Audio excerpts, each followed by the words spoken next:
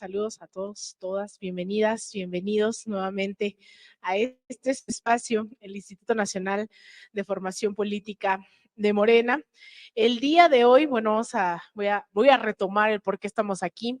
A nivel internacional se ha estado gestando durante los últimos años un movimiento para recordar esta fecha como un día muy especial, y eso tiene que ver con celebrar el Día del Libro Rojo en el marco de la publicación del Manifiesto del Partido Comunista, un día como hoy, pero de 1848. Ya más temprano teníamos incluso una charla sobre estas ediciones que se han realizado en México y también la misma lógica que se ha tenido para difundirlas, ¿no? Qué tan accesible ha sido el manifiesto del Partido Comunista. Sin embargo, cuando teníamos esta idea que nos convocaban los compañeros, sobre todo de Estados Unidos, que nos hacían esta invitación, yo decía, bueno, hay que poner como pretexto el Día del Libro Rojo, pero para discutir esa disputa desde las izquierdas en lo ideológico, en las narrativas, ¿no? Los medios de comunicación, en la gráfica, en el cómic, esa perpetua disputa que no es sino esa lucha de clases reflejada a través de diversas expresiones. Y es por eso que dije, ¿a quién voy a invitar para la disputa de los medios? Bueno, pues evidentemente tenía que estar Luisa Cantú y Daniela Pastrana, que han hecho un trabajo increíble, ¿no? Yo creo que representan muy bien esa disputa de las narrativas, esa disputa de las verdades, de lo que acontece hoy en el país y también fuera de él. A Daniela creo que la encuentro no solo aquí en territorio nacional, recientemente, la última vez que nos encontramos fue en Brasil haciendo cobertura sobre las elecciones presidenciales, pero también nos encontramos en Colombia, es decir, es una compañera que también hemos disputado esas narrativas sin fronteras. Entonces, pues la idea de esta charla en realidad es una charla, ¿no? Yo lo que quería primero preguntarles era qué libros habían marcado eh, su trayectoria, ¿no? Sus experiencias, pero hace unas horas acaba de acontecer algo que como periodistas no podemos estar ajenas. Entonces veía desde antes de que llegara Luisa, venía así como, ¿ya viste lo de Genaro García Luna, no? Entonces, bueno, es inevitable que tengamos que hacer una pausa porque también es tremendamente roja esa victoria, ¿no? Tal vez, si bien se quiera aislar el discurso de las autoridades estadounidenses, están haciendo su papel. Lo cierto es que esto se da en el marco de una politización de la ciudadanía que está al pendiente de este tipo de casos. Y no es menor, era el caso de Genaro García Luna, ¿no? Un personaje sumamente oscuro que pues inmediatamente empezamos a sacar conclusiones de si Genaro es culpable, evidentemente también lo debe ser Felipe Calderón, también lo debe ser varias figuras del panismo, no es un operador solitario. Y en ese sentido, pues empezaría yo con eso, porque compete también a esa disputa de las narrativas, esa disputa de las izquierdas, el reconceptualizar qué ha significado este juicio. Este juicio lo han querido relegar a si mandó un beso, ¿no? Ese primer día a su esposa, cuando en realidad estamos hablando de vidas, ¿no? De cuánto ha costado toda esa corrupción, cuánto ha costado en términos de sangre, en términos de muertes, en términos de incluso generacionalmente, ¿no? Lo que vienen para muchas generaciones, el hecho de que hayan existido estos personajes. Y los medios de comunicación no solo se han mantenido al margen, sino han tratado de cambiar toda la discusión. Es impensable que hayamos normalizado que, a pesar de que se dijo que un diario como el Universal estuvo obteniendo millones de pesos para cambiar, ¿no? Lo que sabíamos o no de la coyuntura nacional, incluso para legitimar, ¿no? Ya legalmente, pues ellos sabrán si era o no legal, pero legitimarla a través de estas narrativas, sigue publicando el Universal todos los días como si nada, ¿no? Eso tendría que haber sido un quiebre dentro de este país y dentro de cualquier otro, el decir, estaba coludido con alguien que se coludía con el narco. Estamos hablando de un narcoperiódico. Hoy se corrobora que todos esos medios de comunicación no estábamos siendo exagerados y exageradas cuando decíamos están con el crimen organizado, están legitimando una mal llamada guerra contra el narcotráfico, están invisibilizando el feminicidio, el asesinato, la desaparición de millones de personas en este país. Entonces, pues bueno, hoy estamos ante un día también doblemente histórico, no solamente es recordar lo que ocurrió con la publicación del manifiesto del Partido Comunista, sino en México es que van a publicar también esos medios de comunicación, qué van a decir, ¿no? Los titulares. Yo sé que no es el caso, ¿no? De pie de página, no es el caso de la octava con Luisa Cantú, pero sí hay efectivamente esos medios que no tendrán esto tal vez en titulares, que no cobrarán esa dimensión de lo que implica un día como hoy, un juicio como este. Así que pues con eso les doy la bienvenida a Luisa, a Daniela, gracias por aceptar venir a hablar aquí de comunismo, socialismo, libros rojos y además el plus, tener aquí el debate muy fresco de lo que implica Genaro García Luna. Entonces, bueno, yo les paso el micrófono, era más fácil estar en la orilla, pero bueno, pelea, pelea, pelea. Bueno, empezamos con Luisa. Está bien, perdí la primera batalla, pero estoy contenta con la que ganamos hace rato. Todo bien. Bueno, primero agradecer mucho a Lina por este esfuerzo, por la invitación, por supuesto, y a todas y a todos ustedes, también por esas palabras tan lindas, porque creo que uno de los únicos méritos que yo puedo presumir en lo que hago es justo estar rodeada de personas así de nutritivas y valiosas como Alina o como Daniela, que nos ayudan a confrontar estas narrativas dictadas desde el poder, que al final pues son el periodismo que necesitaríamos como sociedad. Justo hoy en la mañana estaba leyendo un artículo en la revista Jacobin que se llamaba algo así como ¿por qué no nos rebelamos? ¿No? Y parece algo bien sencillo, pero no es tan sencillo de discutir si lo pensamos bien, como por qué siendo más numéricamente, o sea, ampliamente más las personas que podríamos decir no somos la élite, no nos hemos rebelado. Y una frase que leí que me gustó muchísimo era el consentimiento que damos, digamos, implícitamente a que las cosas sean como son. Nuestra no rebelión responde a que hay una violencia real y una simbólica, la real contra nuestros cuerpos, la real literal que se ejerce en el plano físico, pero también toda esta de narrativas. ¿Por qué no nos rebelamos? ¿Por qué permitimos que llegaran estos personajes al poder? Justo porque a lo mejor la justicia nunca va a llegar si no tenemos verdad y si no tenemos memoria. Y creo que eso es lo que nos ha faltado mucho desde los medios de comunicación, porque como bien decía Lina, los medios de comunicación son un brazo del poder.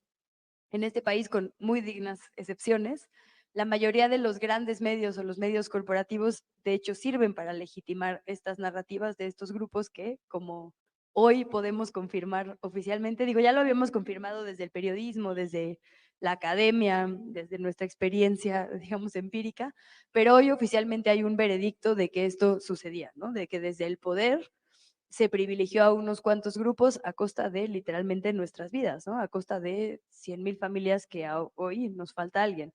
Entonces, por eso todo se puede conectar, porque es importante para combatir a esas cúpulas del poder, hay que combatir primero nuestro entendimiento, ¿no? De qué es el poder y quién debería estar ahí. Y justo esos personajes que solo defienden ciertos intereses, no. Y por eso tan importante esta conversación de, pues, cómo empezamos a pensar otra realidad si no la tenemos de frente, ¿no? Si por todos lados nos bombardean con estas verdades únicas que favorecen a unos cuantos, pues quizá con libros. Y por eso a mí me emociona mucho esta conversación y de hecho ver que coincidimos con ciertas lecturas significa que yo no ando tan perdida y me da mucha paz. Y quería comenzar, salvo quieran discutir un poco más lo de García Luna con algunas recomendaciones, porque así como estamos confrontando hoy lo que se nos vendió como una guerra contra el narcotráfico y como una estrategia de seguridad, yo he tenido algunos libros, sobre todo últimamente, que me han ayudado a confrontar lo que yo pensaba que era una realidad. Y a partir de confrontar eso, entonces puedes imaginar otras y puedes intentar construir otras con alianzas, ¿no? En este momento, después de que tenemos esta información sobre García Luna, deberíamos pensar absolutamente todo, ¿no? Sí, obviamente la estrategia de seguridad, pero hace rato lo pensaba, fundaron la Policía Federal, ¿no? Se combatió la idea de una Guardia Nacional porque ¿cómo íbamos a desmantelar la Policía Federal? Bueno, porque la fundó un señor que tenía un pacto con el cártel de Sinaloa para el trasiego internacional de droga, ¿no? Entonces, como que podemos ver todo con otra lupa si confrontamos estas narrativas. Y quería hablar sobre algunos libros. Ahora, antes de empezar la plática, hablaba con Dani de cómo entrar a la discusión de vencer al patriarcado más amplia, ¿no? O sea, ya no solo es hablar justo como de estas violencias de género, sino en la amplitud del tema que tendría que implicar combatir al racismo y al clasismo. Y es difícil, no difícil, es como em, doblemente necesario, pero digamos desde una posición de privilegio que tenemos que asumir que tenemos nosotras, creo, puede ser complejo justo tratar de entender sin, o sea, de entender ciertas realidades que no son las nuestras sin que se vuelva un tema como justo de, es que no sé si decir como condescendencia o como de, como que creo que también a veces nuestra mira desde afuera, porque solo puede ser desde afuera, puede ser peligrosa, ¿no? Entonces, ¿cómo entender sin que eso signifique nuevamente una estructura de poder? Y creo que por eso los libros son tan importantes, porque el hecho de tenerlos aquí, de ser la historia, digamos, la que estamos reproduciendo en nuestra cabeza, nos ayuda muy bien a ponernos en ese papel. Hace muy poco leí un libro de un autor que se llama Ta-Nehisi Coates, se llama Entre el mundo y yo, y es una carta de un padre a un hijo explicándole que todo lo que él va a conocer en su crianza y en su crecimiento sobre lo que son los sueños y lo que son las aspiraciones, en realidad van a ser las de alguien más que no se ve como él y que son posibles porque están construidas sobre la espalda de gente como él, ¿no? El sueño americano en ese caso no es más que un sueño al que puede aspirar la gente blanca a costa de la esclavitud de gente negra. Y entonces le explica a lo largo de esta carta, que es muy dura, pero muy importante si justo no hemos tenido esas experiencias, por ejemplo, de discriminación, porque nos obliga a plantearnos nuestra complicidad solo por no estar combatiéndola, ¿no? A veces pensamos que con que no discriminemos o no participemos activamente en alguna represión u opresión, no somos cómplices. Y resulta que sí, porque justo el mundo se sostiene y esos grupos de privilegio en la complicidad, digamos, involuntaria, ¿no? De muchas de nosotros y de nosotras y muchos de nosotros. Y entonces le explica en todo este texto lo que es la búsqueda de dignidad y cómo hay otras formas de ver el mundo que no son estas que están en los medios de comunicación, en las películas, en los libros más vendidos, sino en la historia justo familiar y cultural, ¿no? Y creo que tendríamos que regresar ahí siempre que hablemos de qué es lo rojo, ¿no? Porque lo rojo es esta organización comunitaria, es crianza, es hablar de amor y de construcción de paz y no de lo otro, ¿no? De la violencia. A veces creemos que estos temas justo de crianza o amor particularmente, que son de los que yo quisiera hablar un poco más hoy, son temas poco importantes o cursis o temas que son como de mujeres, ¿no? Se nos ha relegado como hablar de amor a las mujeres, como si no fueran la médula o la estructura sobre la que tendríamos que construir todo lo demás. Ya para no alargarme muchísimo, solo sumar a ese autor, a Bell Hooks, que seguramente estaremos discutiendo un poco más, pero básicamente el planteamiento de este libro suyo, Todo sobre el amor, es que todas y todos crecemos pensando que es algo muy importante porque siempre se nos dice que es lo más importante, pero no hay una definición universal, ¿no? Como que si yo defino qué es el amor va a ser distinto a lo que cualquiera de ustedes podría decir qué es el amor. Y el problema con eso es que la definición es tan amplia y cada quien la aprende en sus primeras experiencias que entonces cabe todo, cabe el abuso, cabe la manipulación, cabe la violencia y nunca nos vamos a poder relacionar desde el amor si lo tenemos tan mal entendido y mal practicado tantas personas. Y su invitación es justo a que lo teoricemos y lo polemicemos y pensemos en la serie de características que tiene que tener la práctica, no el sentimiento, la práctica del amor, ¿no? Y eso pasa por, digamos, separar lo que no es primero, no es la violencia, son absolutamente contrarios, nunca abuso y amor pueden ir de la mano, ¿no? Y entonces partiendo de ahí y de entender la teoría de lo que necesitaríamos para practicar el amor todos los días, podemos como sociedad avanzar hacia la construcción, ¿no? De bases sobre el amor. Y me pareció brillante y muy interesante porque normalmente no se están discutiendo estas cosas, justo estamos discutiendo macrocriminalidad, estamos discutiendo si mandar no sé cuántos elementos a no sé qué puerto, y no estamos viendo el origen o la raíz, a lo mejor, del problema de la violencia, que yo creo que es lo más rojillo que se puede hacer, ¿no? Lo más antisistema es justo combatir la violencia y la opresión en cualquier momento. Y creo que justo esos combates, todos los antirracistas, todos los anticlasistas regresan al amor y hablar de cosas que nunca se habían hablado porque asumimos, y quizá a propósito, quizá justo estos sistemas evitaron que habláramos de ellos porque iban a ser tan transformadores, y que hoy se esté debatiendo en muchos círculos y que las autoras de moda ya no tengan miedo de decir voy a hacer una disertación sobre el amor y no sobre física o geografía, ¿no? Porque estos temas también son centrales, creo que, digamos, es una conexión muy bonita a lo que está pasando con los movimientos disruptivos y sociales en México y en América Latina. Creo que lo voy a dejar ahí porque si no me puedo seguir aquí. Bueno, yo quiero ahondar en esta coincidencia porque habiendo millones de libros, yo solo les dije que íbamos a hablar de libros rojos y resulta que Luisa y yo traemos exactamente el mismo libro y de repente lo saco y ella trae el suyo. Y me parece increíble porque yo a Luisa, a Daniela las considero personas pues profundamente de izquierda también en su quehacer. Y el hecho de tener una urgencia también por reivindicar el amor, por reivindicar estos debates que parecieran nuevos, pero que también a su vez parecieran nos los arrancaron, ¿no? Se apropiaron. El hecho de pensar en individual, de pensar en romper ese tejido social, en no hablar de la crianza, incluso la crianza colectiva, ¿no? Esto como madre, Luisa, yo supongo que también es uno de los temas que van cambiando conforme las experiencias, ¿no? Tanto personales como de las personas más cercanas a nosotros y nosotras, y se entiende por qué nos arrebatan este tipo de discusiones, por qué tenemos que meternos solo en la lógica de lo criminal, en la lógica de los números, cuando al final Bell Hooks en esto de todo sobre el amor es reentendernos también en comunidad, ¿no? El volver a estrechar esos lazos que se nos arrebató, y cuando pensamos en amor, también ella lo dice, pensamos solamente en nuestra pareja, ¿no? En que tenemos incluso casi que por obligación tener una pareja a quien amar, y entonces se nos olvida que el amor proviene también de nuestras amistades, ¿no? Proviene dentro de nuestro núcleo cercano, de nuestra familia, de nuestra comunidad.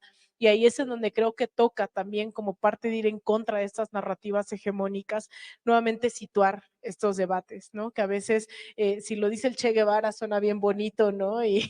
Pero si lo dice otra mujer negra, ¿no? Entonces, pues a lo mejor y suena un poco más intrascendente, a pesar de que incluso en algún momento Bell Hooks tuvo acercamiento con Paulo Freire y irrumpe tanto en la lógica de Paulo, que lo que hace es que en algún momento escribe Paulo Freire, ¿no? Me di cuenta que todos mis textos están escritos en masculino, ¿no? Que ha sido profundo. Imagínense una mujer con esa fuerza de irrumpir y decir, pues sí, muy chida tu educación popular y tu pedagogía, ¿no? De los oprimidos, pero al final no estás pensando en las oprimidas, ¿no? Y desde ahí también creo que tenemos que hacer una reivindicación. Ahorita me contaba Daniela y Luisa, ¿no? Que estaban viendo los libros, ¿cuántos son de mujeres? ¿No?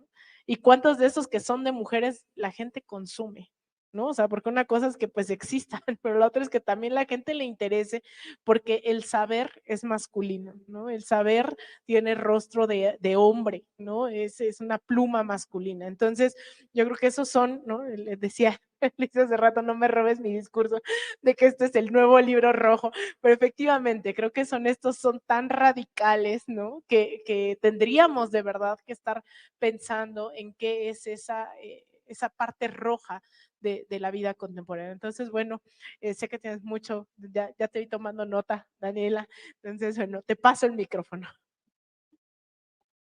Gracias, Alina. La verdad es que tomo nota porque tratar de hablar después de ustedes dos, que tienen, como alguien decía el otro día en Momentum que había contado cuántas palabras decías por minuto, Luisa, y, o sea, tienen una capacidad de memoria que yo ya cada vez tengo menos, o sea, y que tienen esa posibilidad de recordar nombres, decirlos, tener la claridad del dato, Y es un reto para alguien que como yo ya sobreexplotó su cerebro y que de pronto dices, ¿cómo me llamo? ¿No?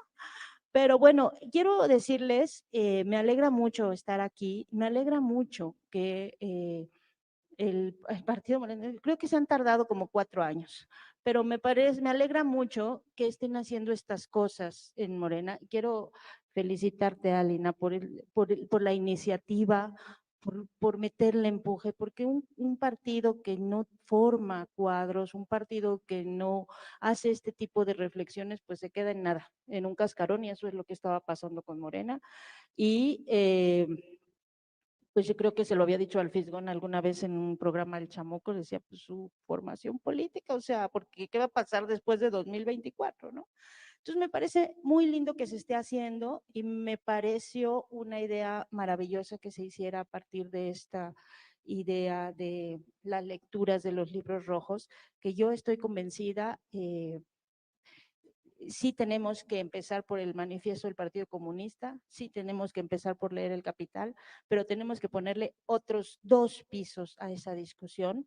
Yo el libro que traje es de Yasnaya, ¿no? De Yasnaya, porque traigo mucho, he tenido muchas conversaciones con ella a partir de la crítica que hace al Estado-nación, que se al Estado colonial, ¿no? Que finalmente perpetuó el sistema de dominación que ya existía al establecer esta categoría de indígenas, son todos los oprimidos y nosotros, quién sabe quién es el Estado, que es muy patriarcal.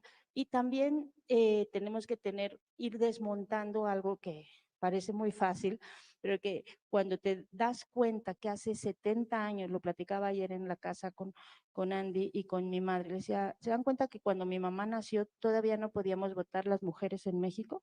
O sea, nada más, o sea, hace 70 años no podíamos votar las mujeres en México porque no nos consideraban personas completas, formadas. Entonces, de ahí echémonos, desde Aristóteles les decía que es como el siglo IV antes de Cristo, pues como cuántos, 6 siglos, ¿no? De un pensamiento que es las mujeres son personas incompletas. Y sobre eso pues estamos tratando de desmontar, pero tenemos que estar desmontando, primero entendiendo nosotros lo que eso significa, luego desmontándolo sobre la idea de Estado, del Estado todopoderoso que concentra y que homologa las categorías y que reproduce un sistema de opresión, y eso sobre el mercado. No, bueno, ya cuando uno termina de entender esas cosas, empiezas a entrar o sea, ver una cosa como tan grande que a veces asusta, pero también permite un nivel de entendimiento de dónde estamos parados y de qué estamos tratando de desmontar. Y eso hace que por lo menos las luchas, pues no sean tan individuales, porque te das cuenta que pues tú solo, ni David contra Goliat, ni nadie, o sea, no se puede, ¿no? Tenemos que hacerlo en comunidad. Entonces, por eso me gusta que lo estén haciendo. Creo que no podía hacerse de otro modo más que con el impulso que tú tienes, eso sí lo creo. Y les voy a contar aquí que con Alina no solo es que estuvimos en coberturas, no, lo mejor fue que estuvimos en el mismo cuarto, entonces nos daban las 4 de la mañana, platique y platique y platique y platique. Dice, ya nos tenemos que dormir porque al día siguiente tenemos que ir a cubrir a Lula, no es que bla, bla, bla, bla, tu origen, no sé qué, cuando sí, tu rojillo, tu hermana, tu bla, todo, así, todo, y bueno, y todavía nos faltó, porque esa es una de las cosas que sí creo que nos falta en el mundo en el que estamos. Reivindicar la conversación, reivindicar incluso, y hoy lo pensaba, porque estaba, cuando exploto o cuando tengo broncas de que quiero mandar todo al diablo, mi teoría, digamos que mi terapia es cocinar, no como Sandra Cuevas. O sea, yo sí en serio, pongo a cocinar y es como una cosa como de abstraer, me pongo música y lo he pensado mucho, o sea, no crean que es una cosa emocional, es una cosa racional.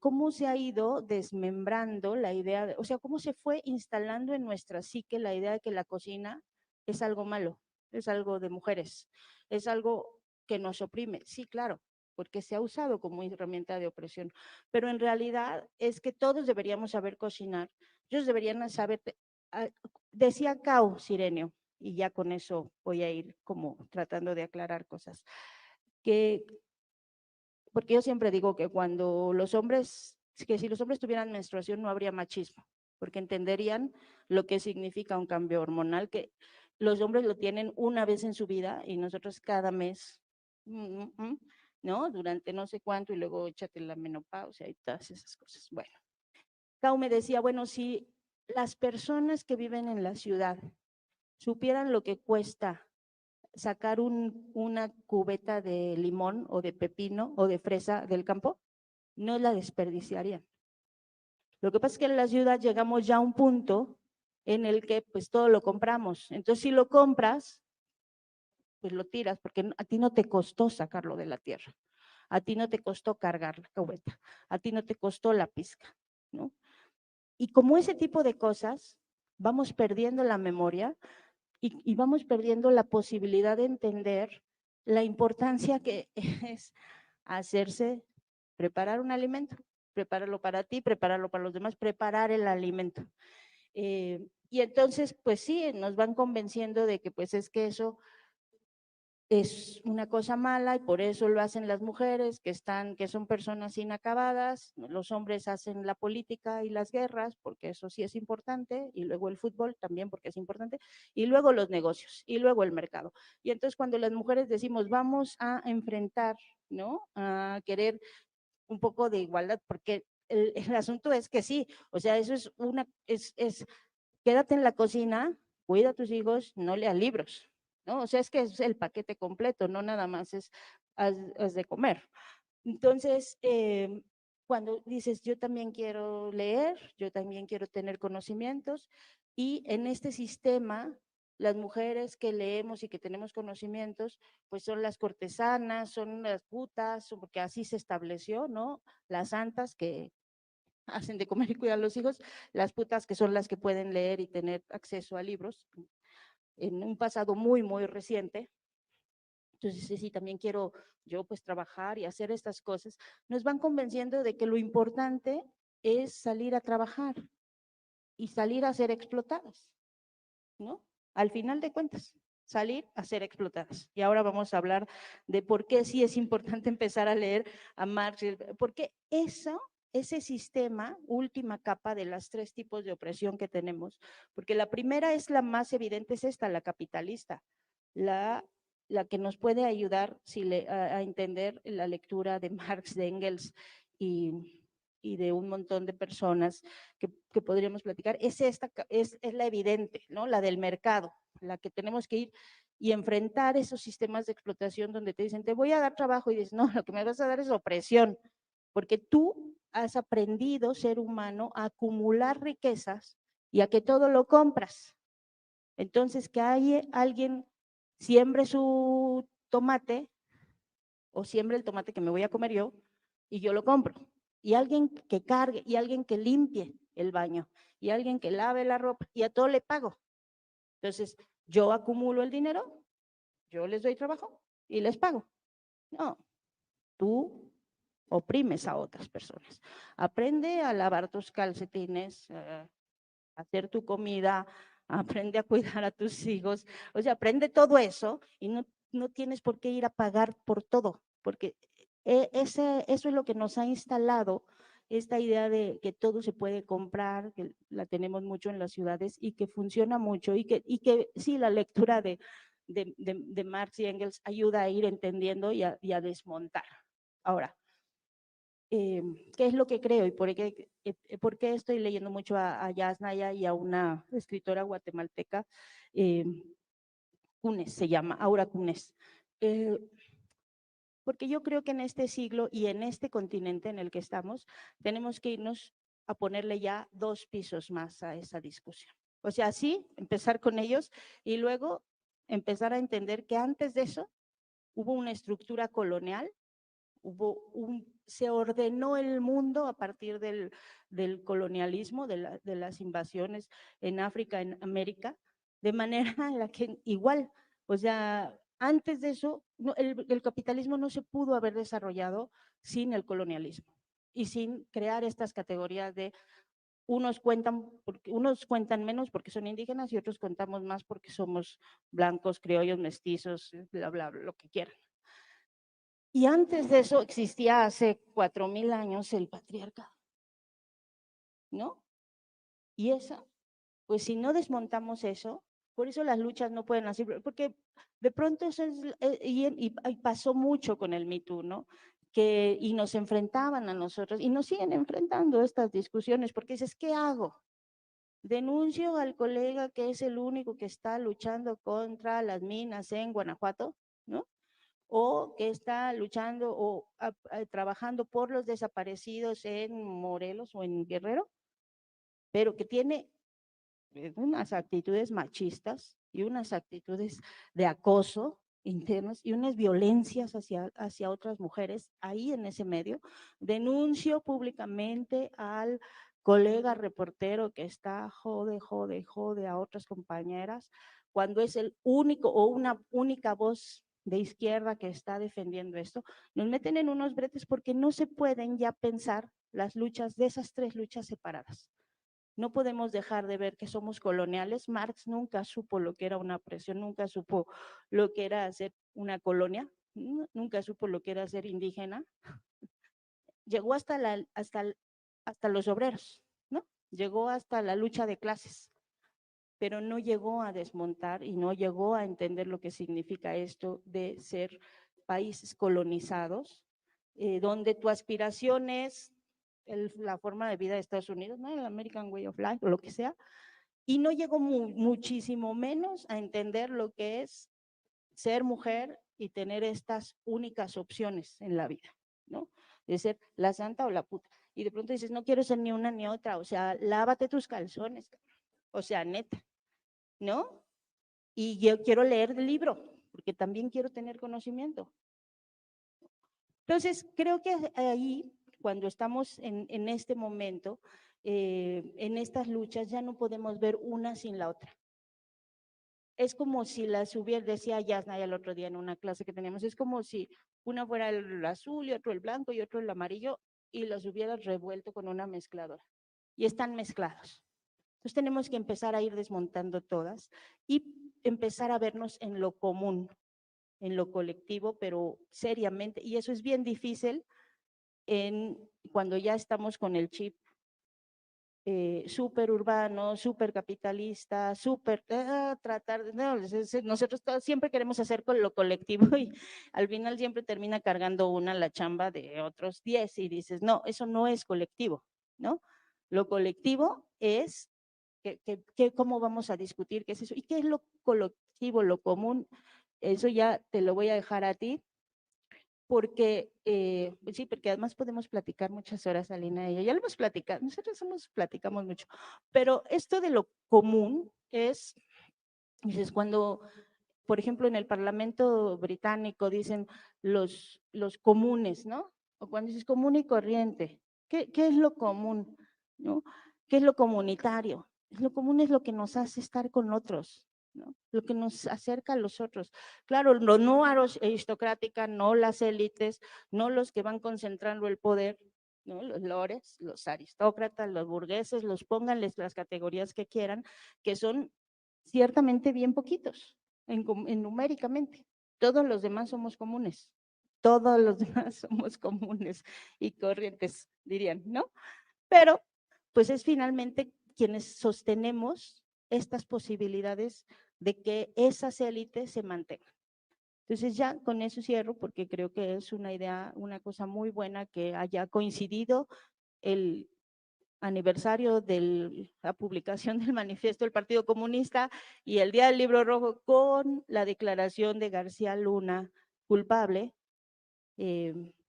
No, yo no creo que vaya a tener una super condena, además, así tuviera toda la condena del mundo, jamás va a poder resarcir el daño que hizo.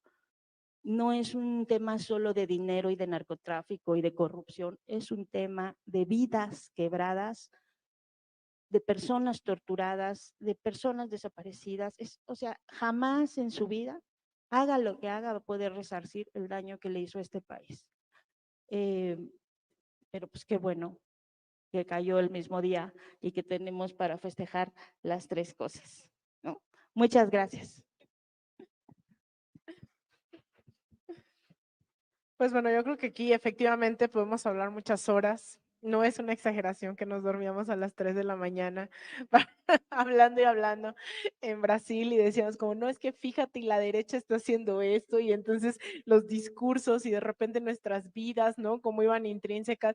Y esto lo pienso mucho porque de verdad no nos pusimos de acuerdo, yo no sé si ustedes nos crean o no, pero el hecho de traer el mismo libro que Luisa, que siento que de alguna manera también la situación dentro del periodismo también nos ha orillado, ¿no? A tener más herramientas, porque es un ámbito sumamente masculinizado, en donde nosotras las mujeres podemos ser de vez en cuando presentar, ¿no? Hasta hace poco tiempo solo la sección del clima, ¿no? De ahí en fuera, la verdad es que ver mujeres ahí, y ahora no solo hay mujeres dando las noticias, sino cubriendo las noticias, haciendo video, o sea, también ha habido una lucha dentro del periodismo para despatriarcalizar. Y en ese sentido yo creo que a veces pareciera que aunque nosotros ya estamos convencidas, ¿no? De que hay una lucha antipatriarcal que tenemos que seguir teniendo herramientas para convencer a los otros compañeros porque nunca va a ser suficiente, ¿no? El hecho de demostrar capacidades, no voy a decir qué colega de pie de página me escribió ayer para decirme hay que hacer no sé qué y me pregunta, ¿sabes quién puede hablar sobre las derechas, ¿no? Con todo lo que he cubierto durante los últimos años y yo, y se me pasa el teléfono de Atilio Borón y le dije, oigan, puros vatos, ¿no? Y son compañeros que son de izquierda, que están haciendo un periodismo de verdad, ¿no? De izquierda, y yo le ponía eso, ¿no? Entre broma y no, porque al final nunca falta quien llegue a preguntarnos, ¿sabes de alguien que?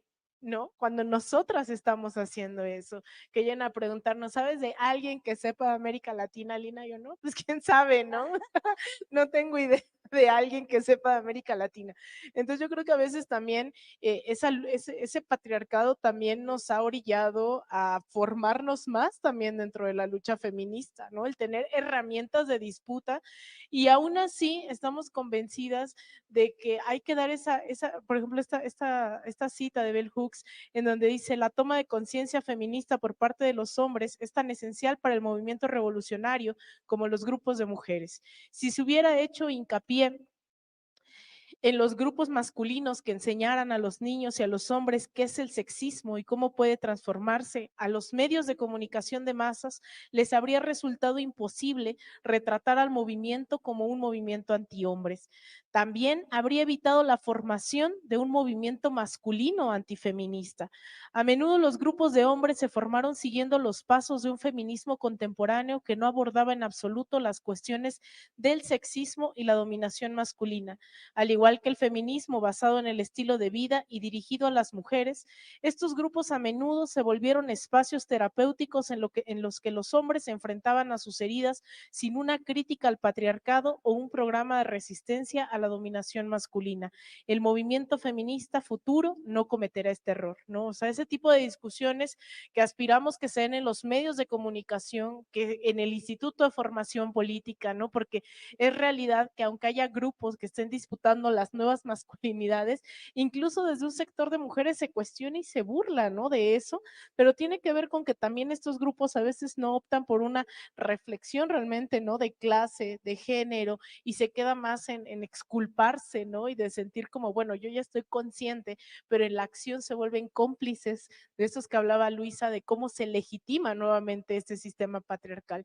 Entonces yo creo que no es coincidencia que también hoy muchas mujeres estemos retomando a Bell Hooks, a quien recientemente además perdimos, ¿no? Acaba de fallecer hace unos meses, Bell Hooks, una mujer también que ha dado la lucha en muchos sentidos desde la pedagogía, ¿no? Esto, hablar del amor, no es cualquier cosa, ni es tan fácil, ¿no? Ponerlo sobre la mesa.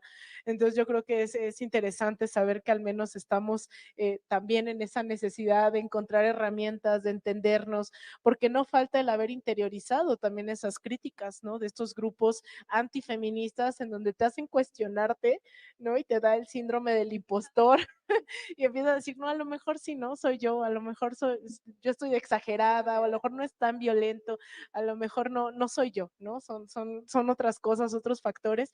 Entonces me alegra saber que pues también aquí hay compañeros que están haciendo la reflexión con nosotros y con nosotras.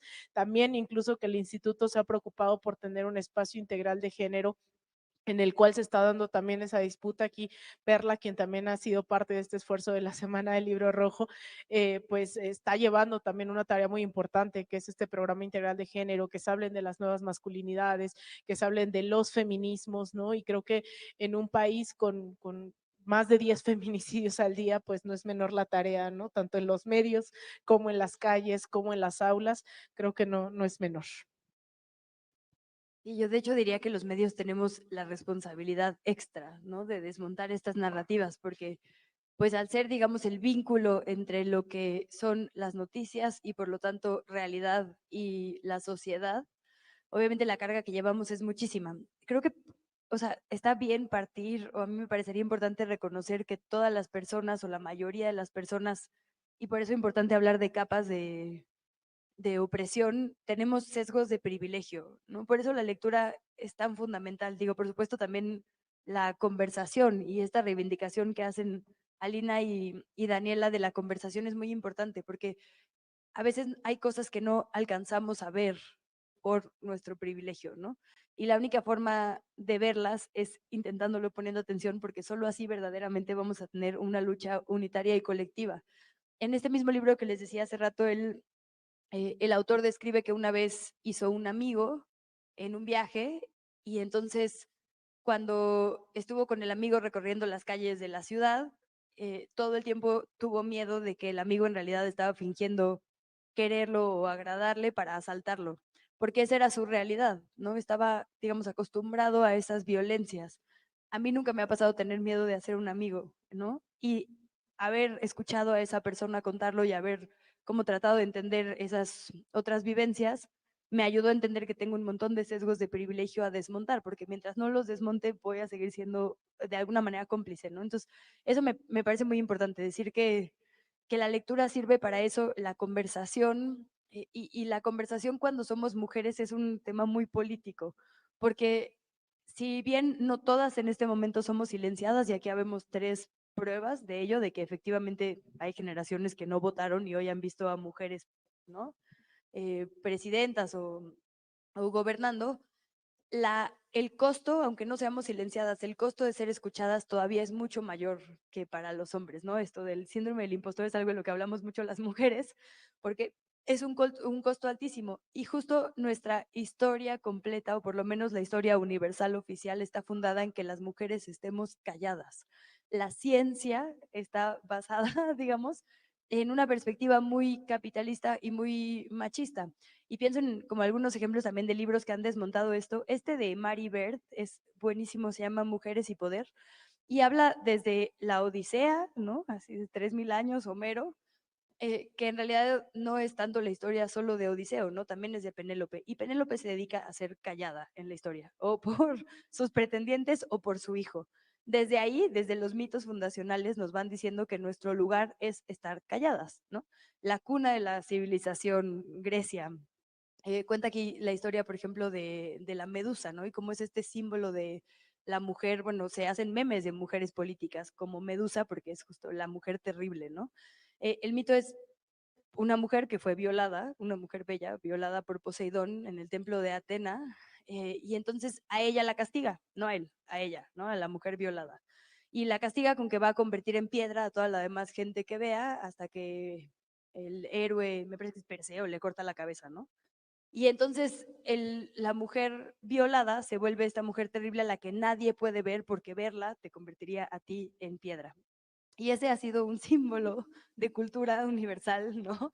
Que se ha contado en diferentes geografías, digamos, con esta misma estructura, ¿no? De la mujer que no puede ser dueña ni de su placer ni de sus decisiones y además una vez violentada, digamos, una vez que ya no sirve, entonces ya la sociedad puede olvidarse de ella porque si ella enfurece, entonces hay que cortarle la cabeza para que no le haga daño a alguien más, porque no queríamos ver a una mujer enfurecida, ¿no? Tiene serpientes en la cabeza y todo lo demás. Entonces, toda la historia que se nos ha contado fundacional, pues, viene de decirnos que estemos calladas. Y creo que por eso este revisionismo histórico que hacen, obviamente, otras mujeres, es tan importante. Bell Hooks, estas mujeres, bueno, en América Latina hay, ¿no? Un montón, quizá no tan publicadas o compartidas como deberían, pero las hay. Y ahora, o sea, pensando en esto mismo de la propia ciencia, ¿no? Que a veces se utiliza o se ha utilizado como argumento misógino en nuestra contra, todo el tema de Darwin, y por eso ahora que decían de los hombres que son muy contestatarios contra, como, o en la lucha de clase o contra ciertas opresiones, también pueden jugar, ser un arma de doble filo, ¿no? Y pienso justo en Darwin, el padre de la teoría de la evolución. Entonces, claro, como fue muy contestatario contra la iglesia, es un aliado de izquierda. Pero en realidad era un hombre blanco, hijo de una familia muy rica, bueno, para nada, que mandaron un día un viaje para que pues hiciera algo después de graduarse. Se terminó robando la teoría de otro naturalista, Wallace, que le envió a su revisión, y eso sirvió para legitimar la idea del capitalismo de que solo sobreviven los más fuertes, ¿no? Entonces estuvo muy bien contrarrestar a la iglesia, pero también esta falta de perspectiva anticolonialista ayudó a sembrar otro mito de opresión como el capitalismo, ¿no? Y entonces ahora es, si hasta en los animales sobrevive el más fuerte, ¿por qué no vamos a competir como seres humanos? Entonces, desmontar todos estos mitos, todas estas ideas de lo que es la verdad o la realidad, y además con base en la ciencia, ¿no?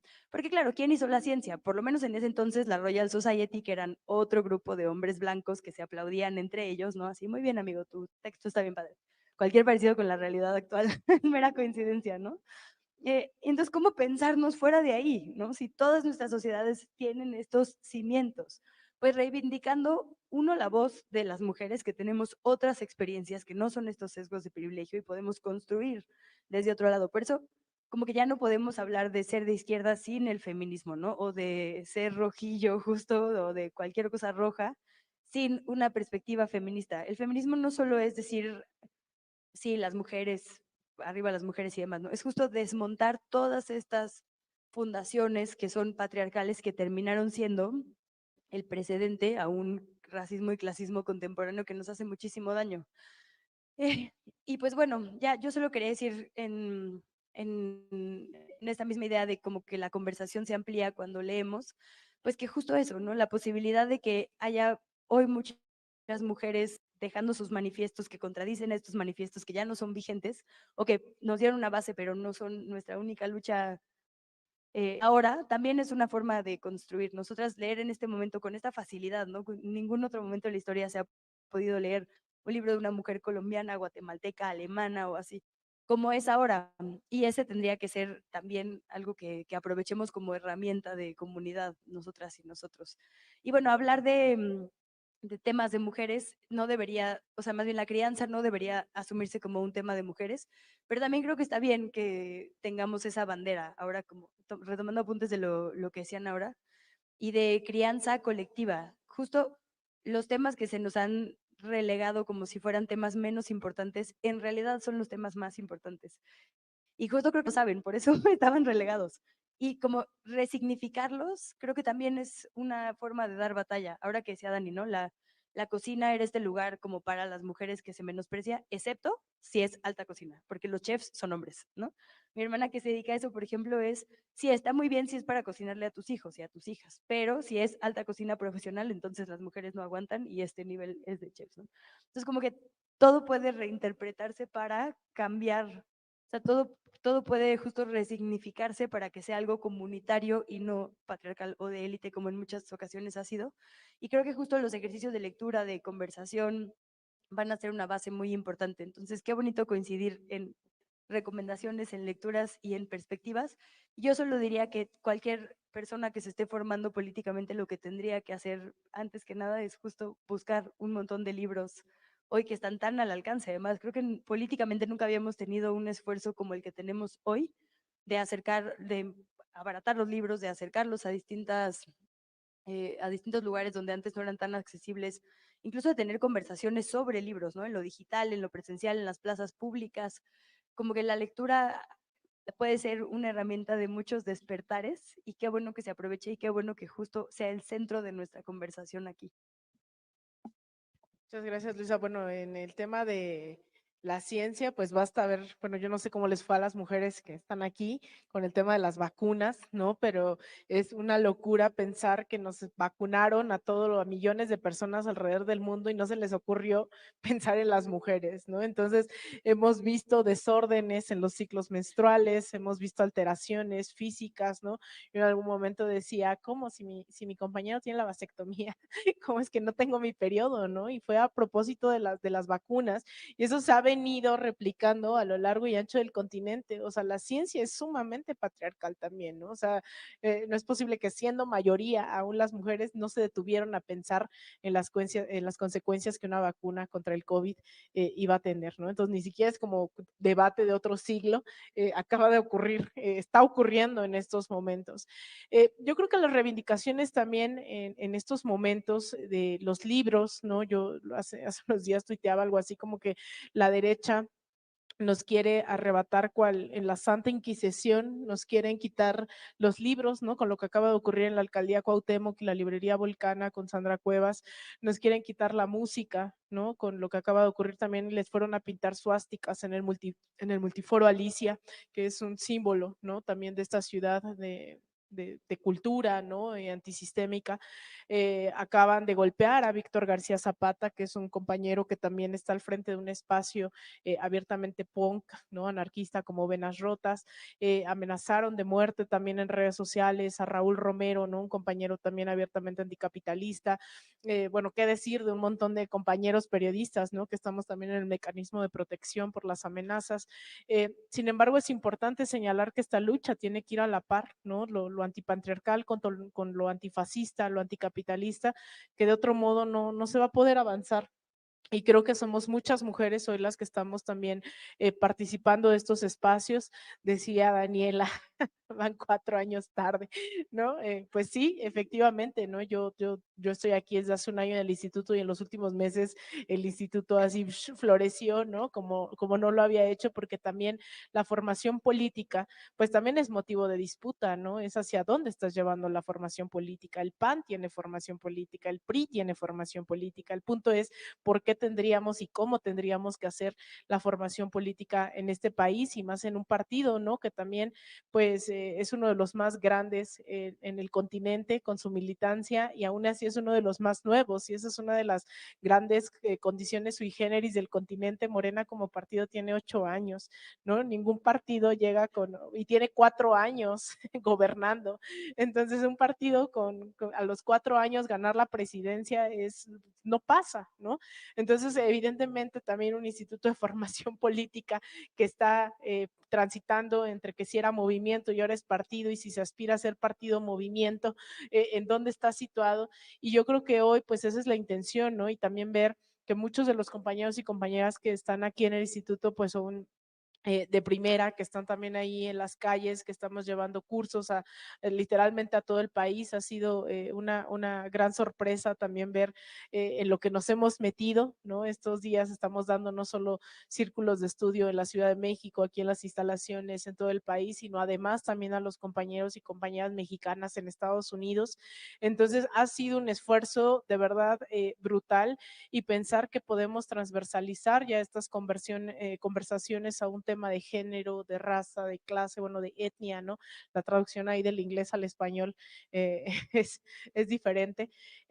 Yo creo que es bastante importante y pensar que hoy también abrirle los espacios, ¿no? Bueno, no abrirles, más bien se están tomando los espacios por mujeres que están aquí al frente también de la formación política del instituto en todo el país y a nivel internacional, pues a mí me parece maravilloso y más cuando vemos todos estos actuares de las derechas, no solo de las Sandras Cuevas, sino de las América Rangel, de los Gabriel Cuadri, ¿no? Tuvimos también hace unos meses ya esta cumbre que yo le digo el Vive Latino fascista, ¿no? Tenían así como el headliner de todos los más fachos, ¿no? Era todo un evento, lo tuvimos aquí, pero también esto que está ocurriendo hoy con el INE, ¿no? Hay una correlación de fuerzas distinta en cuestión de meses, se están articulando, están saliendo a las calles, ya no son carpas vacías en el Zócalo, ya están tomando por miles las calles, sean comprados o no, hay una clara capacidad de movilización en alianza con medios de comunicación, en alianza con el Departamento de Estado, con la OEA, con el Consejo Europeo,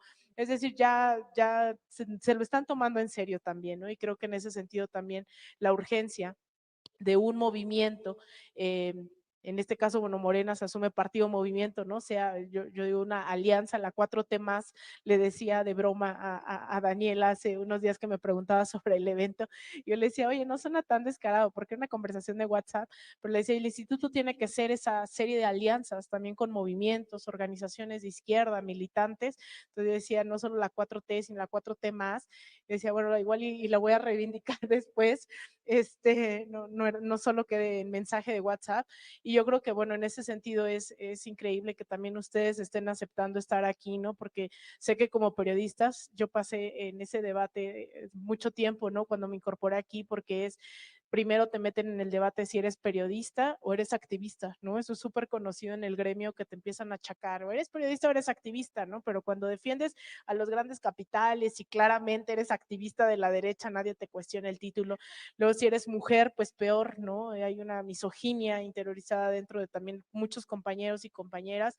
Entonces, el que ustedes estén aquí también, sabiendo que ustedes han sido también muy críticas, ¿no? De este proceso, cuando se tiene que alzar la voz con las propias contradicciones que tiene cualquier proceso, pues también eso se agradece doble o triplemente que estén aquí con nosotros y nosotras. Entonces, no sé con qué quiera cerrar, Daniela.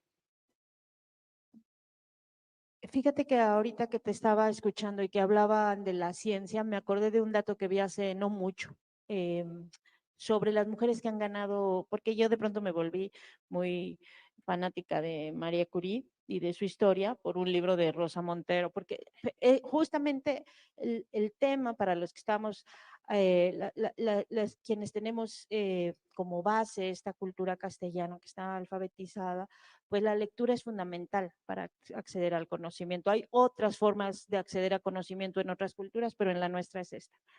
Y me acordé de un dato que era más o menos, creo que son 121 premios Nobel que se han dado de ciencia, 17 son de mujeres, ¿no? Entonces, si queremos pensar que la ciencia es o no patriarcal, o si ha tenido esa estructura, ¿quién ha tenido acceso? ¿No? Y bueno, María Curie tiene 2 Nobel, en química y en física, y es así, pero son 17 entre 120, o sea, la proporción de lo que ha significado pensar, o sea, porque todas estas carreras, filosofía, yo un día le preguntaba a Andrea Torres, dije, pues no hay muchas mujeres estudiando filosofía, o por qué todos los foros de filosofía, de marxismo y todos son hombres. Ahora que, sí, me da pena porque Alejandro, un colega de pie de página, le habla a Lina para decirle, oye, ¿me puedo dar entrevista con Fernando Buenabad, con Dussel y con Armando Bartra? Porque, y entonces le enseñé ahorita, ¿no? Que me dijo, y entonces le dije, ¿por qué no le preguntaste si te puede dar una entrevista a ella? ¿No? O Diana Fuentes, o Teresa Rodríguez de la Vega, o como, ¿por qué? ¿No? Y no es, o por supuesto que yo también creo que las voces de ellos han sido fundamentales para muchas cosas, pero ¿por qué siempre esto? Porque todas las carreras y todas los espacios donde se trata de, digamos, como estos que son muy racionales, ¿no? Nada emocionales. Las mujeres, enfermeras. Los médicos, los que operan, los que hacen las operaciones. Eso lo vi en el hospital durante 7 días el año pasado, clarísimo, ¿no? Los médicos son los que hacen el trabajo de precisión, las mujeres las que cambian los pañales en un hospital. Así es, y así está nuestra estructura social. Entonces yo le preguntaba a Andrea, si no había muchas mujeres estudiando filosofía, pues, la carrera está llena de mujeres que estudian filosofía. ¿Por qué en los foros solo hay hombres? Esa es una buena pregunta. Entonces, en estas carreras, en la de las ciencias, en todas estas carreras ha habido una dominación que no es del último siglo, que tiene como si milenios, o sea, ya yo me quedo hasta Aristóteles, pero podríamos irnos rastreando un poco más atrás, ¿no? Y que o sea, que es como la estructura base, o sea, como si fuera una pirámide, es la base sobre la que se monta la estructura colonial, los estados coloniales, este racismo tremendo, y sobre la que en la punta, o sea, cuando estamos hablando de la lucha de clases, del capitalismo, de esta idea de ver todo en función de mercado, y insisto, yo traigo mucho en la cabeza, porque últimamente he estado en muchas conversaciones con Yasnaya, y nos enseñaba ella cómo, pues de pronto el libro también es un producto, es una mercancía, ¿no? O sea, al final, en nuestras culturas occidentales y como en la suya, no, porque en la suya, pues es un saber colectivo, y entonces no importa si tú le cambias un poquito. Nos puso de ejercicio hacer, aprendernos de memoria una cosa que creo que se llamaba hechizo contra el hombre para matar a un hombre infiel. Y nos dijo, apréndanselo de memoria. Yo al día siguiente decía, ¿de qué se acuerdan? Y yo puse conjuro, ¿no? No hechizo. Y me dice, pues es que en mi lengua, en mi cultura, así se construye el conocimiento, en colectivo. Entonces no importa si le cambias tú el nombre, porque no importa. O sea, al final se va apropiando, ¿no? No queda el libro mercancía como en tu cultura. Y dices, bueno, pues sí, porque nosotros pues ya somos esto, ya estamos en el capitalismo, ya tenemos todos estos siglos, pero ese capitalismo es la punta última. Lo que vemos es el iceberg, ¿no? O sea, la punta del iceberg, pero abajo tiene un basamento colonial y abajo tiene un basamento patriarcal, que es lo que nos permite ir construyendo una serie de cosas que todos tenemos. O sea, hay todos y todas, no es que una pese más que la otra. Al final de cuentas, también por Diana Fuentes acabo de descubrir un libro que es maravilloso, que se llama El Manifiesto de un Feminismo para el 99%, y que sí, es una cosa muy maravillosa, porque de lo que habla, y tiene la metáfora más deslumbrante para mí, para entender por qué a veces yo no puedo coincidir con algunas mujeres de ningún tipo, o sea, digo de ninguna forma, con Margaret Thatcher, para no hablar de las mexicanas, eh, o con Silvia Meloni, o con cualquier mujer fascista, porque pues dice, sí, o sea, estamos con esta idea de romper el techo de cristal, ¿no? Y sí, pues hay mujeres que ya han llegado y han roto el techo de cristal, pero lo que no se trabaja es que hay otras mujeres que tienen que limpiar los vidrios cuando rompen el techo de cristal, ¿no? Y eso me pareció tan deslumbrante cuando se lo oía de Ana, y dije, wow, yo tengo que ver ese libro, y sí es una maravilla, porque efectivamente tampoco podemos entender el feminismo, o sea, un feminismo que no considera la lucha de clases, o un feminismo que no considera la lucha anticolonial, tampoco es válido ya para mí en estos momentos.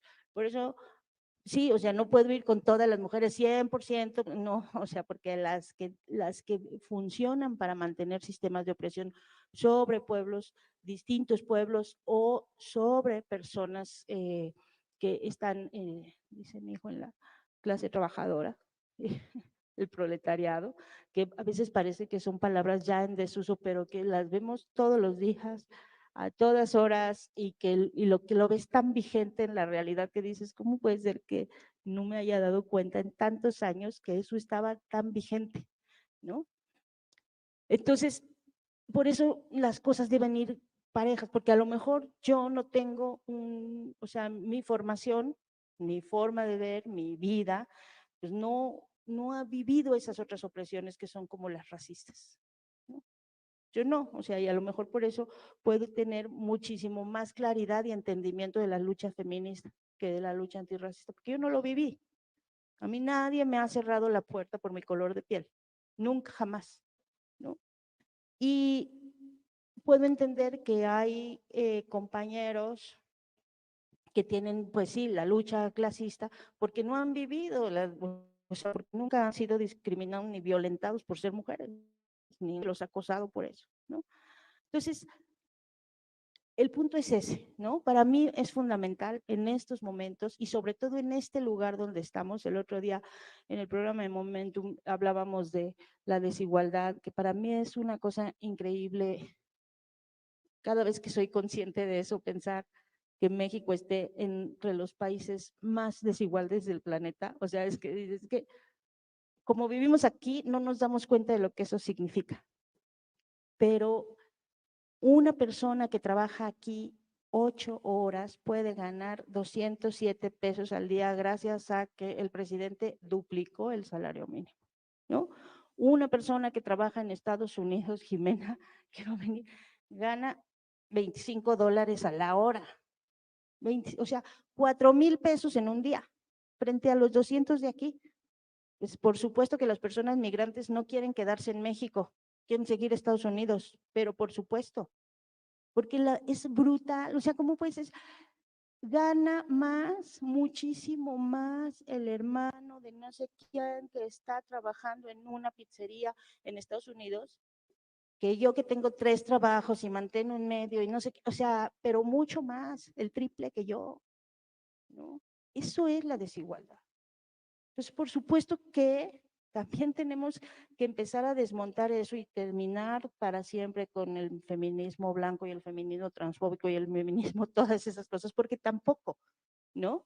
O sea, sí tenemos que ir desmontando las capas de opresión y al final no tener, o sea, tratar de entender las otras opresiones que no son las que me han tocado a mí. Y pues ya con eso, yo creo que yo con eso me quedo porque no, o sea, lo que pasa es que cuando te das cuenta, o sea, cuando tomas conciencia, dices, está cabrón, o sea, está muy pesado, ¿no? Porque ves porque tienes los chips interiorizados y no te das cuenta. No te das cuenta. Y no te das cuenta que a veces tú, por ciertas cosas, también reproduces violencias como periodista, ¿no? Esto que decías de las militancias, que a mí ya me harta mucho, porque es así, que era eso, vas a ir ahí vas a ir al partido, al Instituto de Formación Política de Morena y hablar de Marx y del comunismo. ¡Wow! El diablo. Pues me da mucha risa, la verdad. O sea, dices, ya, párele, o sea, qué hueva con su, perdón por la palabra, pero qué hueva con su obsesión. Ay, el comunismo y el, pues sí, pues su pinche neoliberalismo no nos ha llevado a ningún lado, o sea, no ha sido muy inútil, preséntenos otra cosa, ¿no? Y pues sí, Morena, yo soy muy crítica y no me gustan nada muchas cosas que hace Morena, pero pues prefiero ir a hablar con la gente que está trabajando algo por cambiar este país que con el PAN o con el PRI, pues ya tuvieron sus 100 años. O sea, neta, ya tuvieron sus 100 años, ya hubieran hecho algo, ¿no? Nos hubieran invitado alguna vez a hablar de marxismo, pero no hicieron eso, ¿no? ¿Cómo combatir eso? Pero no, y los medios siempre han sido, o sea, los mensajes se construyen, eso sí es mi área, ¿no? Todo lo demás lo he estado aprendiendo a marchas forzadas porque yo no tuve esa educación. Y ya lo he dicho muchas veces, yo por primera vez hablé con una persona indígena siendo periodista. Antes les compraba una artesanía, pero no hablaba, ¿no? Bueno, entonces, pero lo que sí es mi área es la comunicación y los mensajes se construyen, las narrativas se construyen. Los micrófonos y el poder que tienen los medios de comunicación para construir discursos y hacernos creer cosas que en realidad no creíamos es poderosísimo. Por eso se pelean, por eso matan periodistas, por eso pagan millones, por eso todo el mundo está, yo a veces lo siento como estamos como en el cofre del tesoro de la información, sentados sin tener ni idea de qué hilos están moviendo y siendo peones para acá y para allá de las narrativas que se están peleando macro en el mundo para construir mensajes que permitan sostener sistemas de opresión. Y pues ya, a mí eso ya es lo único que dices, yo esa es la única parte en la que ya no quiero estar, entonces pues sí, díganme comunista y morenista y no me importa, aquí qué bueno que estamos platicando y que podamos seguir platicando digamos, no lo vamos a descubrir ni a resolver hoy, ¿no? Vamos a tener que seguir platicando muchas veces. Muchas gracias. Muchísimas gracias, Daniela. Pues no sé si, Luisa, ¿con qué quieres cerrar? Pues sí, sumarme a esto de que no lo vamos a resolver ahorita, pero qué bueno que lo sigamos intentando, ¿no? Entre todas y entre todos. Híjole, pues nada, me queda como mucho ruido de algunas cosas que dijimos ahora, ¿no? O sea, ahora justo decías de págale a alguien para que cuide a tus hijos y yo estoy pensando, ya me tengo que ir porque mi niñera se va a ir y entonces digo, puta madre, así, reproduciendo estas estructuras. Pero también es importante esto, hacer la evaluación de las violencias que reproducimos porque no las vemos o porque son sistémicas, ¿no? También es eso, a veces como que cargamos con mucha responsabilidad individual porque eso lo han hecho muy bien, comunicarnos que es nuestra culpa individual y nuestra posibilidad individual también de cambiarlo, en vez de problemas sistémicos, ¿no? Entonces ahora que decía Dani esto de yo nunca me voy a identificar con un feminismo antidiversidad o, ¿no? Feminismo blanco y demás, pues también pasa por ahí, por hablar justo de sistemas y no sistemas de opresión y no tanto por responsabilidades individuales sin dejar de asumir la responsabilidad de lo que sí podemos cambiar.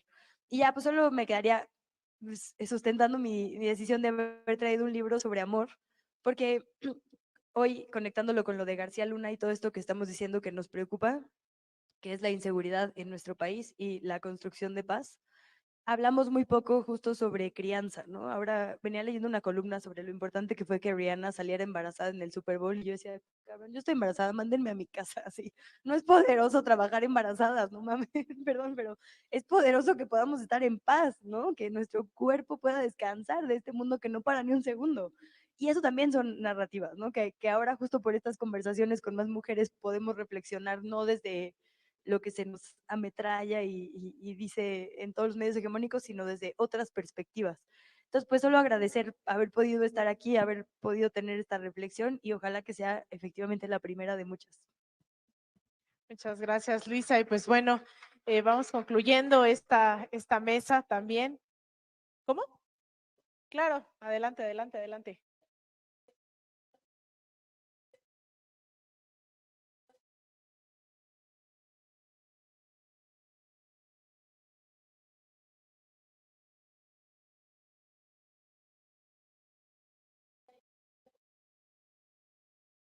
Sí, arriba Xochimilco. Está muy rica la comida, se la recomiendo. Y pues bueno, invitarles nuevamente, ¿no? Creo que como parte de esto es la disputa sigue tanto en los medios, en las calles, ¿no? Son las narrativas en la escuela, en el mismo instituto, en la misma cuarta transformación. Los procesos no nacen, se hacen y tenemos que hacer una 4T también, ¿no? En ese sentido, pues feminista, revolucionaria, ¿no? Que se acaben estos discursos de odio que sabemos que se vienen arrastrando, acabar con la transfobia, acabar con la bifobia, acabar con todas esas expresiones de odio. Y pues bueno, espero en la noche nos inviten a celebrar, si es que alguien celebra esto de García Luna, pues ahí seguramente veremos en el Ángel o en algún lado. Muchísimas gracias a todas y a todos.